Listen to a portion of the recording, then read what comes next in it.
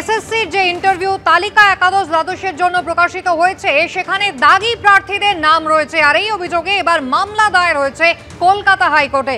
Supreme court নির্দেশ দিয়েছিল একজন দাগিও যেন পরীক্ষায় বসতে না পারেন, কিন্তু তা সত্ত্বেও দাগিরা কিভাবে পরীক্ষায় বসলেন এবং যে ইন্টারভিউ এর কল চার্ট যা ইতিমধ্যেই সামনে এনেছে এসএসসি, তাতেই বা কিভাবে তাদের নাম, এই প্রশ্ন তুলেই মামলা হয়েছে কলকাতা হাইকোর্টে। বিস্তারিত জানাবেন সৌভিক মজুমদার, রয়েছেন আমাদের সঙ্গে।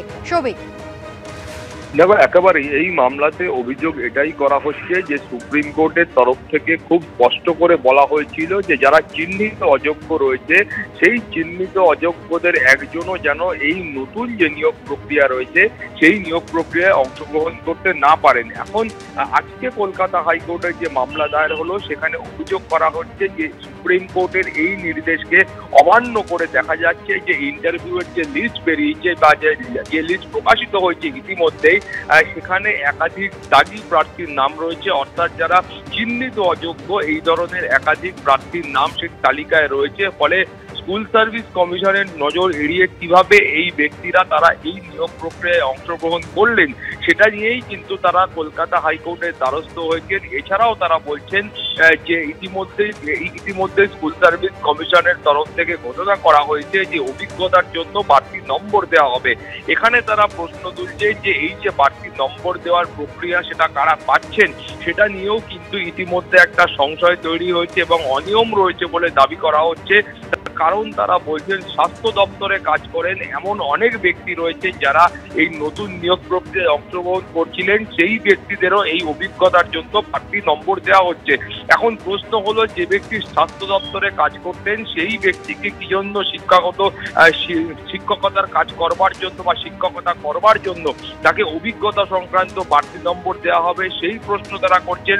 এবং তারা এই প্রশ্ন করছেন যে এখনো পর্যন্ত যে ইন্টারভিউ এর লিস্ট বেরিয়েছে সেখানে ক্লাস 11 এবং 12 এর তালিকা প্রকাশিত হয়েছে। এখন দেখা যাচ্ছে যারা প্রাথমিক স্তরের প্রাথমিক শিক্ষক ছিলেন সেই ধরনের বহু ব্যক্তি যারা এই নিয়োগ প্রক্রিয়ায় অংশগ্রহণ করেছিলেন সেই ব্যক্তিদেরও অভিজ্ঞতার জন্য বাড়তি নম্বর দেওয়া হচ্ছে। মামলাকারীরা প্রশ্ন করছেন যে ব্যক্তি যিনি প্রাথমিক শিক্ষক হিসেবে কাজ করতেন তিনি কেন উচ্চ মাধ্যমিক স্তরের শিক্ষকতার জন্য এই বাড়তি নম্বর পাবেন সেটা নিয়ে তারা প্রশ্ন করছেন। এবং তারা প্রশ্ন করছেন যে আপার প্রাইমারি এবং মাধ্যমিক স্তর পর্যন্ত যে শিক্ষকরা কাজ করতেন সেই শিক্ষকদেরও কিন্তু এই বাড়তি নম্বর দেওয়া হচ্ছে।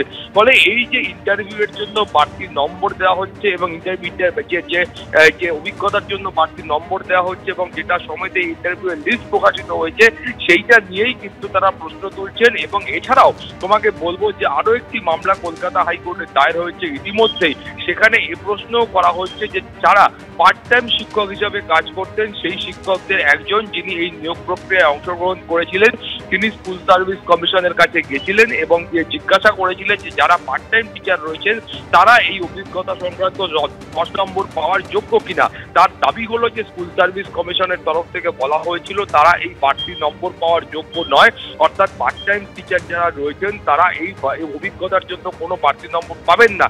কিন্তু এখন গত পরশুদিন যে ইন্টারভিউ লিস্ট প্রকাশিত হয়েছে সেই লিস্টে দেখা যাচ্ছে যে আরো অনেক পার্ট টাইম টিচার রয়েছেন যাদেরকে এই অভিজ্ঞতার জন্য বাড়তি নম্বর দেওয়া হয়েছে।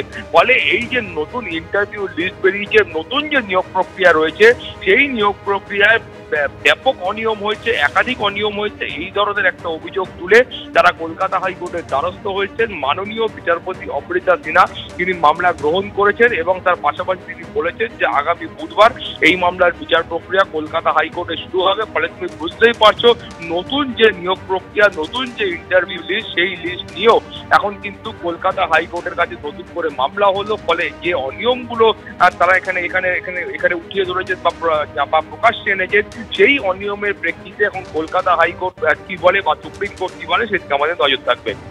একেবারেই সৌভিক, ধন্যবাদ। শনিবার একাদশ দ্বাদশের জন্য এসএসসির এই তালিকা প্রকাশিত হলো। কল ফর ইন্টারভিউ এর তালিকা জানিয়ে একাধিক অনিয়মের অভিযোগ উঠেছে। ইতিমধ্যেই কলকাতা হাইকোর্টে একাধিক মামলা হয়েছে। আর যে তালিকা রয়েছে সেই তালিকায় ইতিমধ্যেই 20,000 জনের নাম রয়েছে। যদিও আগামীকাল থেকে এই উত্তীর্ণদের নথি যাচাই পর্ব শুরু হবে, শিক্ষামন্ত্রী এমনটা জানিয়েছেন। কিন্তু যারা অযোগ্য হিসেবে চিহ্নিত হননি, অর্থাৎ যারা যোগ্য বলে দাবি করছেন এমন বহু চাকরিহারা শিক্ষক, তাদের নাম এই তালিকায় নেই।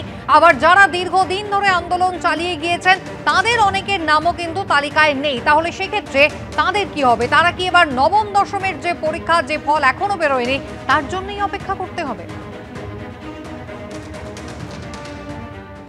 তারা কেবলমাত্র একাদশ দ্বাদশ শ্রেণীর শিক্ষক, তারা অনেকেই ডাক পাননি।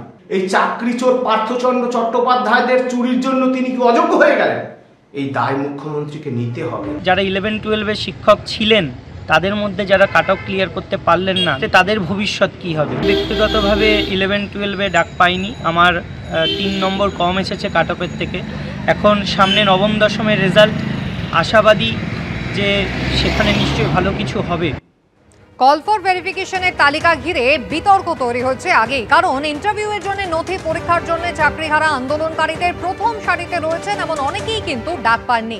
যারা অযোগ্য বলে চিহ্নিত নন তাদের ভরসা হচ্ছে শুধুমাত্র নবম দশমের রেজাল্ট। কিন্তু প্রশ্ন উঠছে, নবম দশমেও যদি তারা ডাক না পান তাহলে কি হবে?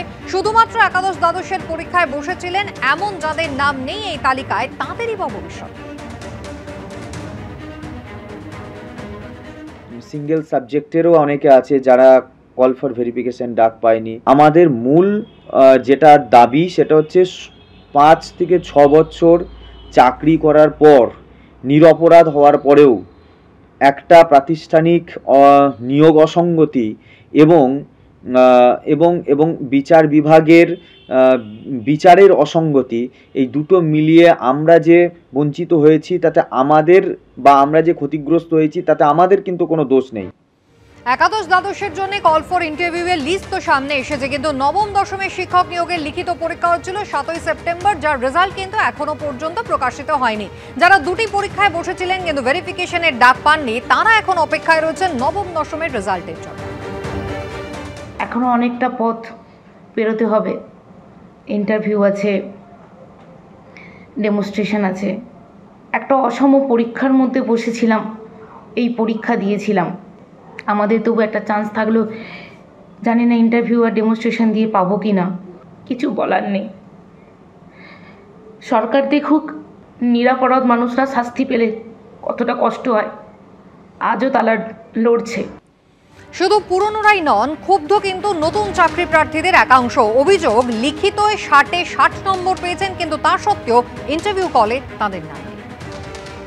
লিখিত পরীক্ষায় 60-এ 60 পেয়েও তারা নাম তুলতে পারেনি।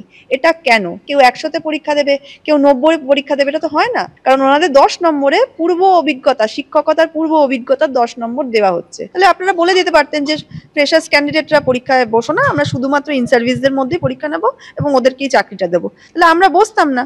তাহলে আমরা প্রতারণার শিকার হলাম এসএসসির তরফ থেকে। এক্সান্ডালে শিক্ষামন্ত্রী ব্রাত্য বসু জানিয়েছেন, উত্তীর্ণ প্রার্থীদের নথিপত্র যাচাই প্রক্রিয়া শুরু হবে আগামীকাল, অর্থাৎ 18ই নভেম্বর থেকে। অন্যদিকে স্কুল সার্ভিস কমিশনের পক্ষ থেকে জানানো হয়েছে সবকিছু নিয়ম মেনে করা হয়েছে। এসএসসি সূত্রে খবর, একাদশ দ্বাদশের জন্য শূন্য পদ 12,445, 20,000 নামের তালিকা প্রকাশিত হয়েছে। অর্থাৎ প্রতি 10টি শূন্য পদের জন্য ইন্টারভিউতে 16 জন করে ডাক পাবেন।